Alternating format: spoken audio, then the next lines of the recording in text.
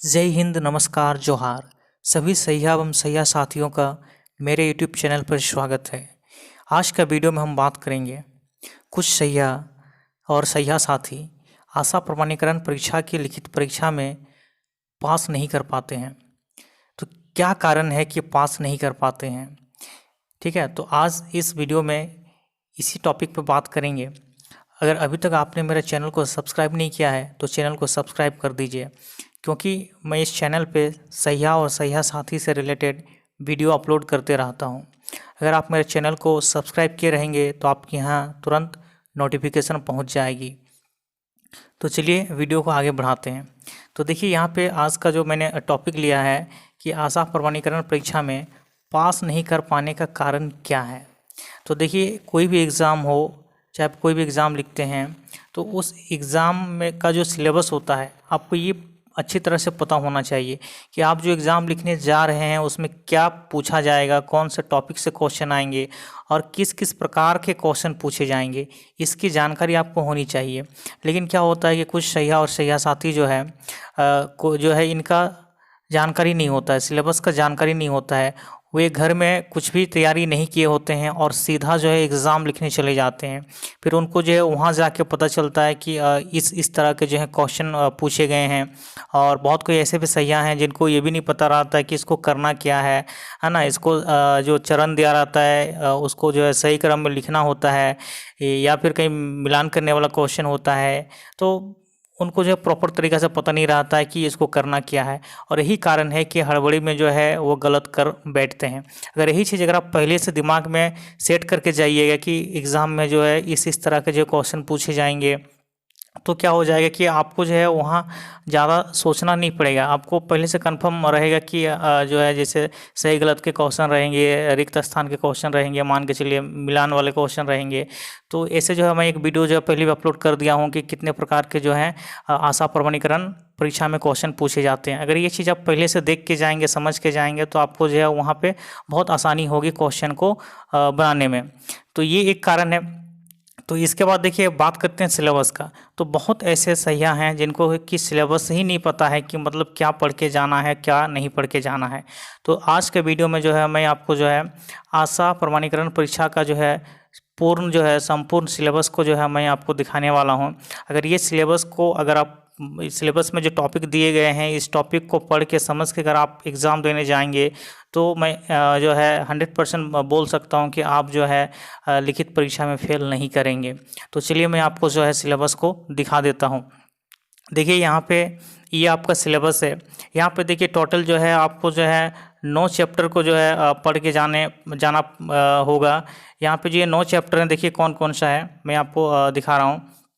देखिए, यहाँ पे जो पहला चैप्टर, जैसे यहाँ पे जो क्षमताएं लिखा गया है, जैसे आशा बनना, ठीक है, आशा बनना हो गया। इसके बाद जो अगला जो चैप्टर है ये है माँ का स्वास्थ्य। इसके बाद देखिए नवजात शिशु की घर पर देखभाल, ठीक है। चलिए आगे बढ़ते हैं। अगला जो चैप्टर है ये है बीमार नवजात शिशु की देखभाल। अगला जो चैप्टर है बच्चों की देखभाल, ठीक है, यहाँ देखिए बच्चों की देखभाल लिखा हुआ है। इसका अगला जो चैप्टर है देखिए यहाँ पे लिखा हुआ है, देखिए महिलाओं का स्वास्थ्य और जेंडर संबंधी समस्याएं। अगला चैप्टर है देखिए यहाँ पे लिखा हुआ है गर्भपात, परिवार नियोजन, आरटीआई, एसटीआई तथा एचआईवी एड्स, ठीक है, ये एक चैप्टर है। इसके बाद जो है आपको पढ़ने पड़ेंगे। देखिए यहाँ पे आपके जो चैप्टर हैं यहाँ के लिखा गया है मलेरिया व क्षय रोग यानी टीबी। इसके बाद देखिए अगला जो चैप्टर है देखिए यहाँ पे ग्राम स्वास्थ्य योजना, ठीक है। तो बस ये जो है 9 चैप्टर जो है आपको बढ़िया से पढ़ के जाने होंगे। और इसमें से देखिए अगर बात करें कि कौन कौन सा जानकारी होना चाहिए, कौन कौन सा चीज़ आपको जो है पढ़ना है, ये तो रहे चैप्टर के नाम। तो देखिए यहाँ पे जो बीच वाले जो कॉलम है ना, जहाँ पे लिखा गया है आवश्यक ज्ञान, ठीक है ना, ये देखिए बीच वाले जो कॉलम है जहाँ की लिखा गया है आवश्यक ज्ञान, ठीक है। तो ये आवश्यक ज्ञान जो है मतलब यहाँ जो भी टॉपिक दिए गए हैं 1 2 3 4, अगर ये सारे चीज़ आपको आते हैं, आप सारे चीज़ को समझते हैं, सारे चीज़ को जान गए हैं, तो एग्ज़ाम में जो भी क्वेश्चन आएंगे उसका जो है आप सही से आंसर कर पाएंगे, ठीक है ना। क्योंकि वे जो क्वेश्चन है इन्हीं टॉपिक में से पूछे जाते हैं। देखिए यहाँ पे देखिए सबसे पहले अगर बात करें कि यहाँ पे ये जो टॉपिक हैं, जैसे यहाँ पे आवश्यक ज्ञान होना चाहिए, आशा बनना जो है चैप्टर है इसका आपका ज्ञान होना चाहिए। जैसे आशा के रूप में सफलतापूर्वक कार्य करने के लिए आवश्यक गुणों का ज्ञान। दूसरा जो जैसे यहाँ पे बात करेंगे, दूसरा जैसे यहाँ पे आवश्यक ज्ञान दिया गया है गांव और उसके परिवेश के बारे में जानना। फिर आगे है भूमिकाओं और दायित्वों की स्पष्ट समझ, स्वास्थ्य और इसके निर्धारकों के बारे में ज्ञान। फिर आगे देखिए इसका जो 5वां जो टॉपिक है यहाँ पे दिया गया है, इस बात की समझ कि कौन से लोग वंचित हैं और यह सुनिश्चित करने की विशिष्ट भूमिका कि उन्हें स्वास्थ्य सेवाओं में शामिल किया जाता है। तो अगर मान लीजिए कि यहाँ पे ये जो जितने भी आवश्यक ज्ञान लिखा गया है 1 2 3 4 5, तो आशा बनना जो चैप्टर है इसमें अगर ये पाँचों जो टॉपिक है ज्ञान है ये अगर आप जान गए हैं तो इस चैप्टर से अगर कोई भी क्वेश्चन पूछा जाएगा तो उसका आप जो है सही से आंसर ज़रूर कर पाएंगे। इसके बाद देखिए अगला जो चैप्टर है यहाँ पे माँ का स्वास्थ्य। तो माँ का स्वास्थ्य का देखिए आवश्यक ज्ञान में जो है 1 नंबर में लिखा गया है आपका जो ज्ञान होना चाहिए प्रसव पूर्व देखभाल के प्रमुख घटक और अधिक जोखिम वाली माताओं की पहचान करना। इसके बाद है गर्भावस्था के दौरान जटिलताएं जिनके लिए रेफरल की ज़रूरत है, एनीमिया का पता लगाना और उसका उपचार करना। नज़दीकी स्वास्थ्य केंद्र, सेवा प्रदाता की उपलब्धता, वाहन, साथ जाने वाले व्यक्ति और भुगतान की व्यवस्था, ठीक है, इसकी आपकी जानकारी होनी चाहिए, है ना। इसके बाद देखिए जो 5वां पॉइंट है यहाँ पे इसमें लिखा गया है कि प्रसव की प्रक्रिया को समझना, सुरक्षित प्रसव की समझ और उसके लिए योजना बनाने में सहायक होती है, तो इसकी आपकी जानकारी होनी चाहिए।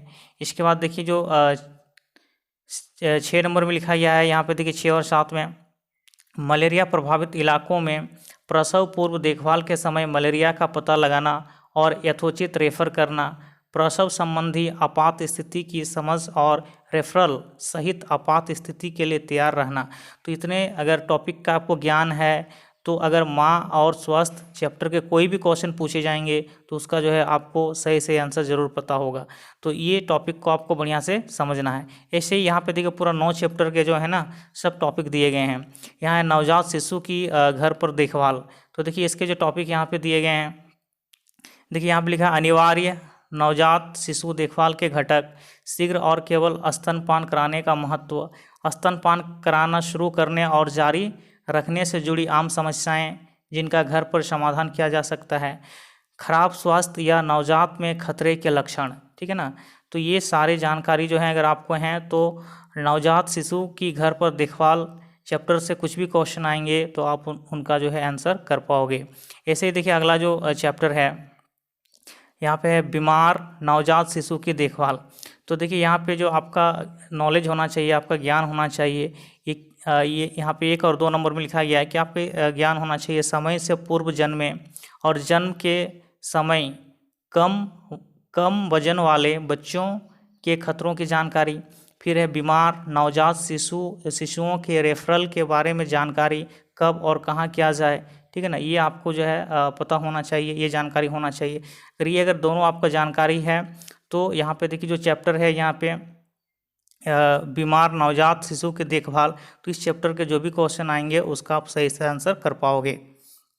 इसके बाद देखिए जो अगला चैप्टर है बच्चों की देखभाल। तो बच्चों की देखभाल में देखिए यहाँ पे जो आवश्यक ज्ञान यहाँ पे दिया गया है कि इसका ज्ञान आपको होना चाहिए। जैसे 1 नंबर में टीकाकरण कार्यक्रम का आपको ज्ञान होना चाहिए। इसके बाद है ICDS सेवाओं में बच्चे का अधिकार, स्तनपान छुड़ाना और पर्याप्त पूरक आहार देना, ठीक है ना, इसका नॉलेज होना चाहिए। इसके बाद देखिए जो अगला जो टॉपिक है देखिए यहाँ पे 4 नंबर में यहाँ पे लिखा गया है देखिए यहाँ पे बीमार के दौरान आहार देते रहना, फिर दस्त होने के कारण और दस्त की रोकथाम, गंभीर श्वास संबंधी संक्रमण, ARI के लक्षणों, बुखार, छाती अंदर धंसना, सांस तेज चलने की जानकारी और कोट्राइमोक्साजोल से हल्के और औसत दर्जे के श्वास संबंधी संक्रमण, ARI के उपचार की योग्यता और गंभीर मामलों को रेफ़र करना। तो इसकी जानकारी आपको अगर है सारी, तो इस चैप्टर के यानी ये बच्चों के देखभाल चैप्टर से जो भी क्वेश्चन आएंगे उनका जो है आप सही से आंसर कर पाओगे। ऐसे ही देखिए जो अगला हमारा चैप्टर यहाँ पे दिया गया है, यहाँ पे है देखिए महिलाओं का स्वास्थ्य और जेंडर संबंधी समस्याएं। इसमें देखिए आपको जो है पता होना चाहिए। देखिए 1 नंबर में यहाँ लिखा गया महिलाओं के स्वास्थ्य संबंधी जीवन चक्र के दृष्टिकोण को समझना। दूसरा है जीवन के प्रत्येक चरण में महिलाओं के स्वास्थ्य को प्रभावित करने वाले विभिन्न कारकों जैसे पोषण, भेदभाव, हिंसा को समझना। महिलाओं के विरुद्ध प्रत्यक्ष और अप्रत्यक्ष घरेलू हिंसा और उत्पीड़न की समझ और उनसे निपटने, समाधान के उपाय। ठीक है। इसके बाद देखिए अगला जो है यहाँ पे 4 नंबर में लिखा गया है महिलाओं से संबंधित प्रमुख कानूनों की जानकारी। तो ये सारे अगर आपके आवश्यक ज्ञान जो भी दिए गए हैं 1, 2, 3, 4 पॉइंट में, अगर ये चारों का आपको जानकारी है तो महिलाओं का स्वास्थ्य और जेंडर संबंधी समस्याएं चैप्टर से जो भी क्वेश्चन आएंगे उसका आप सही तरीक़ा से जो है आंसर कर पाओगे। ठीक है ना। इसके बाद चलिए बढ़ते हैं जो अगला चैप्टर है। यहाँ पे देखिए यहाँ पे जो चैप्टर है यहाँ पे है गर्भपात, परिवार नियोजन, RTI, STI तथा HIV एड्स। तो इससे जो है आपको जो है जानकारी जो है यहाँ पे देखिए सब पता होना चाहिए। जैसे यहाँ पे विभिन्न वर्गों की महिलाओं, दंपतियों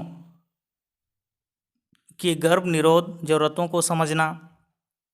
फिर इसके बाद देखिए जो दूसरा है यहाँ पे दूसरा में दिया गया है सार्वजनिक क्षेत्र के कार्यक्रमों में गर्भ निरोधकों की जानकारी, जैसे सुरक्षित गर्भपात सेवाओं की उपलब्धता की जानकारी। इसके बाद देखिए आगे है यहाँ पे गर्भपात उपरांत जटिलताओं की जानकारी और रेफरल। फिर आगे है HIV एड्स सहित RTI, STI के प्रकार और कारणों की जानकारी। ठीक है। फिर आगे देखिए यहाँ पे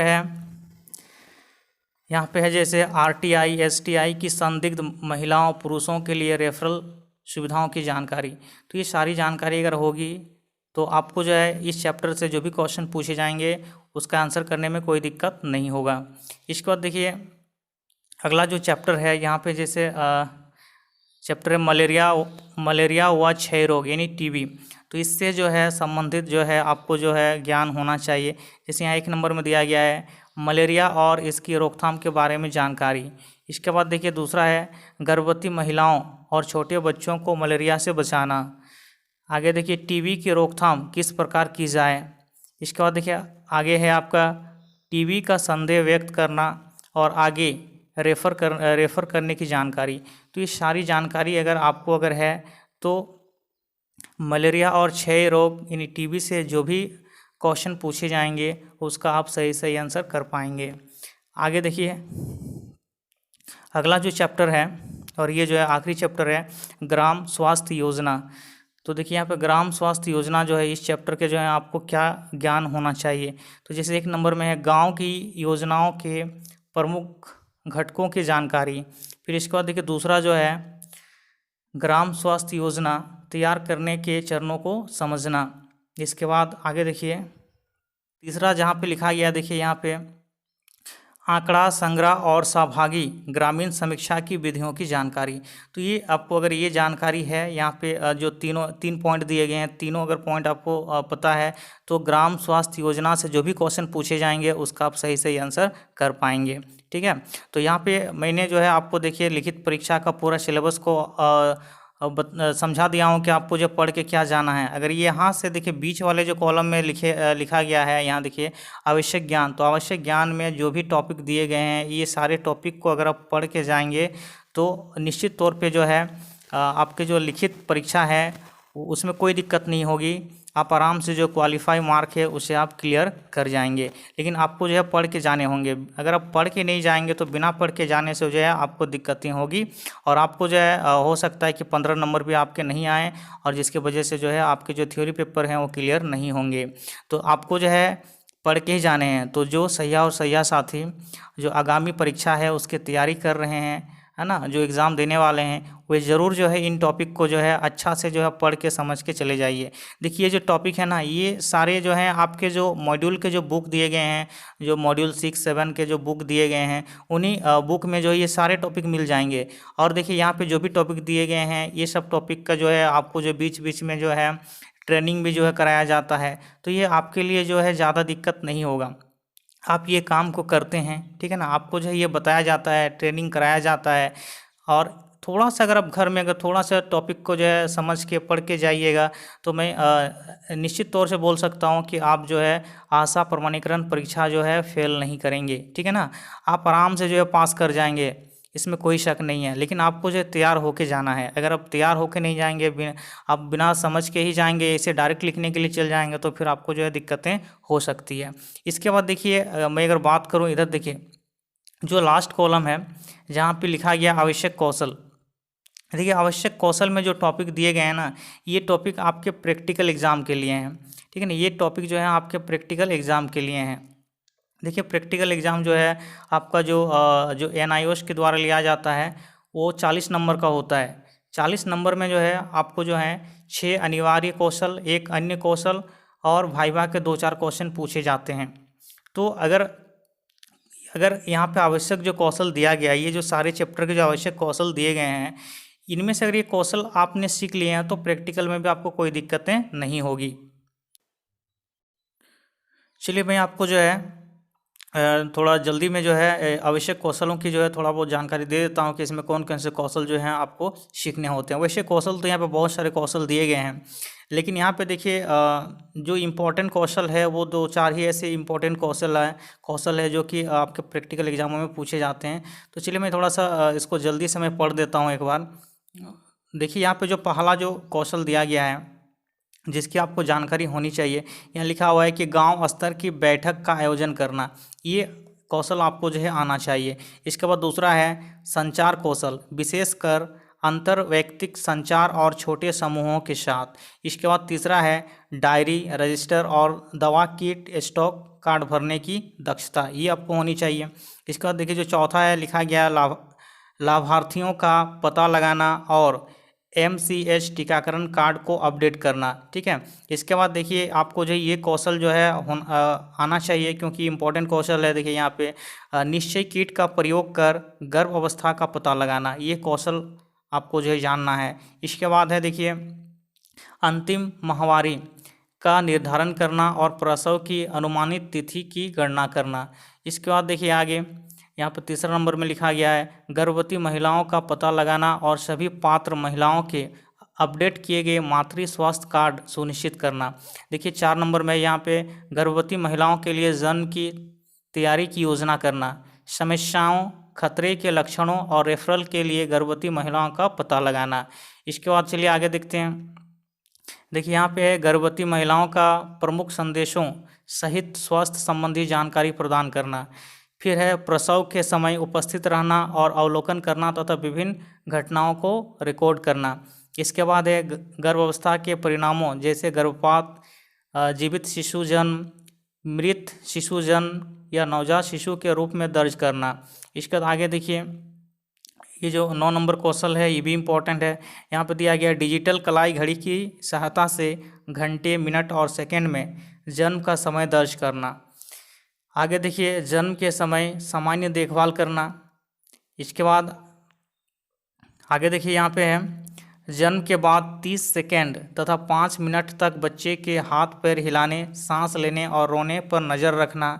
इसका देखिए जो तीसरा है नवजात शिशु की किसी असामान्य लक्षण के लिए जांच करना, आँखों और नाभि नाल की देखभाल करना। इसके बाद देखिए जो 5वां और 6ठा नंबर में लिखा गया बहुत ही इंपॉर्टेंट कौशल है, अक्सर ये जो है प्रैक्टिकल एग्जामों में पूछे गए हैं। देखिए इसमें ये दोनों जो हैं बहुत ही ज़्यादा इंपॉर्टेंट है। इसमें 5 नंबर में है नवजात शिशु का तापमान मापना, 6ठा में है नवजात शिशु का वजन करना और इस बात का आकलन करना कि बच्चा सामान्य है या जन्म के समय कम वजन वाला है। तो ये जो है ना, ये बहुत इंपॉर्टेंट कौशल है, ये आपको आना ही चाहिए। इसके बाद आगे देखिए 7वां नंबर में है केवल स्तनपान कराने की सलाह देना। इसके बाद देखिए नवजात शिशुओं में हाइपोथर्मिया और हाइपरथर्मिया का पता लगाने की योग्यता, नवजात शिशुओं को गर्म रखना। आगे देखिए यहाँ पे दिया गया है कि समय से पूर्व जन्मे और जन्म के समय कम वजन वाले बच्चों की पहचान करना। फिर है समय से पूर्व जन्मे और जन्म के समय कम वजन वाले बच्चों की देखभाल करना। ठीक है ना, एक तो यहाँ पहचान करना, फिर देखभाल करना है। इसके बाद देखिए आगे लिखा गया है जन्म के समय सांस लेने में कठिनाई की पहचान करना और म्यूकस एक्सट्रैक्टर का उपचार करना, स्तनपान कराने संबंधी समस्याओं का समाधान करना और समय से पूर्व जन्मे और जन्म के समय कम वजन वाले बच्चों को स्तनपान कराने का समर्थन करना। फिर आगे देखिए सेप्सिस के लक्षणों की पहचान करना और उपचार करना। फिर है नवजात शिशुओं में सेप्सिस का पता लगाना और उसका कोट्राइमोक्साजोल से उपचार करना। फिर आगे देखिए घरों का दौरा करने की योजना बनाना, किस बच्चे के घर जाना है और कितने अंतराल पर। फिर समुदाय में संपूर्ण टीकाकरण सुनिश्चित करने के लिए बच्चे के टीकाकरण पर नज़र रखने की कुशलता। चलिए आगे देखिए यहाँ पे देखिए इस तरह के जो है ना बहुत सारे जो हैं यहाँ पे कौशल जो है आपके दिए गए हैं। ठीक है ना, तो यहाँ पे देखिए आगे है जैसे किसी कुपोषित बच्चे में कुपोषण के कारण का विश्लेषण करना, आहार देने संबंधी भूमिका, बीमारियों की भूमिका, पारिवारिक और आर्थिक कारक और सेवाओं की सुलभता के बारे में जानकारी रखना। फिर निर्जलीकरण की जांच और या निर्धारित करने की योग्यता की क्या रेफरल की आवश्यकता है। फिर आगे देखिए प्रत्येक घर में आहार देने संबंधी सलाह के 6 अनिवार्य संदेश को अनुकूल बनाने की कुशलता। इसके बाद देखिए जो 7वां नंबर जो कौशल दिया गया है, ये कई बार जो है आपके प्रैक्टिकल एग्जामों में जो है पूछे गए हैं, आपको जो है कराए गए हैं। ठीक है ना, तो देखिए यहाँ पे बोला गया ORS बनाने की कुशलता और किसी माता देखभाल करने वाले परिवार के सदस्य को ORS बनाने का तरीका समझाने की कुशलता। तो ये इम्पोर्टेंट है। ठीक है ना, तो ये आपको जो है ये कौशल आना चाहिए। फिर आगे है गंभीर स्वास्थ्य संबंधी संक्रमण के लक्षण। ठीक है ना, फिर आगे देखिए दस्त के दौरान खिलाना पिलाना जारी रखने के बारे में माता को सलाह देने की कुशलता। फिर आगे देखिए एनीमिया की जांच और उचित उपचार सुनिश्चित करना। फिर आगे क्या है देखिए VHSNC या महिला समूह की बैठकों में जेंडर संबंधी मुद्दों के बारे में चर्चा करने का चरण कौशल, संचार कौशल। ठीक है ना, तो आगे देखिए हिंसा के खतरे वाले महिलाओं का पता लगाना और प्रत्येक मामले या सामूहिक आधार पर जैसा आवश्यक हो कार्यवाही करना, घरेलू हिंसा से पीड़ित महिलाओं और परिवार को परामर्श और रेफरल सहयोग प्रदान करना।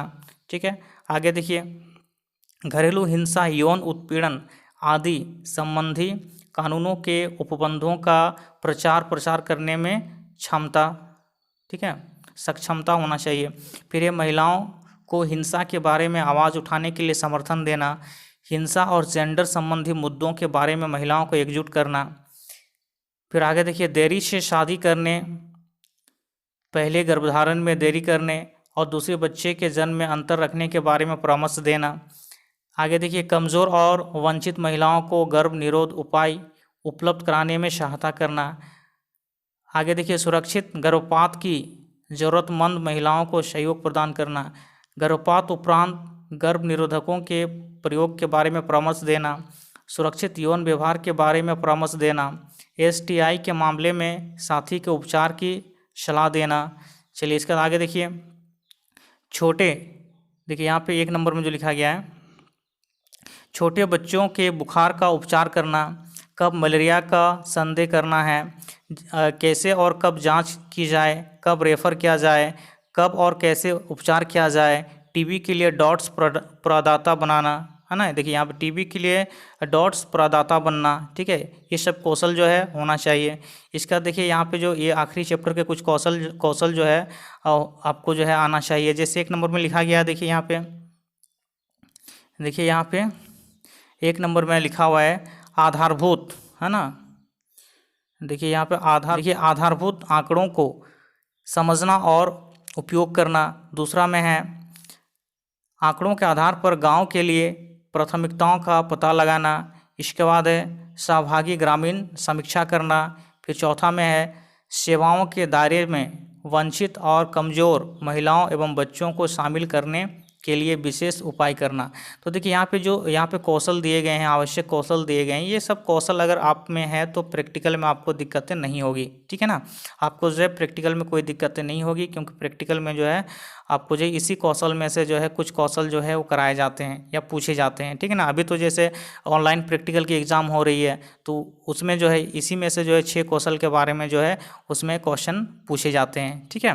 तो ये आवश्यक कौशल जो इधर दिया गया है ये प्रैक्टिकल के लिए है, और बीच में जो टॉपिक दिए गए हैं ये आपके लिखित परीक्षा के लिए है, ठीक है। तो इसके बाद देखिए अगर मैं बात करूं जो प्रैक्टिकल एग्जाम होता है इसमें से जो कौशल जो है अधिकतर पूछे जाते हैं, ठीक है ना। अभी तक जो है अधिकतर पूछे गए हैं। देखिए इसमें से यहाँ पे अधिकतर जो पूछे गए हैं, देखिए यहाँ पे हैंड वॉशिंग के चरण, यानी हाथ धोने के जो चरण है ना, ये आपको जो है बढ़िया से पता होना चाहिए।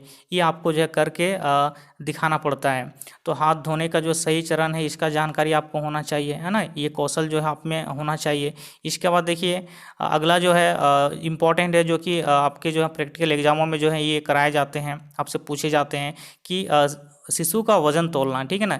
शिशु का वजन तोलना जो है ये कौशल जो है आपको अच्छी तरह से आना चाहिए।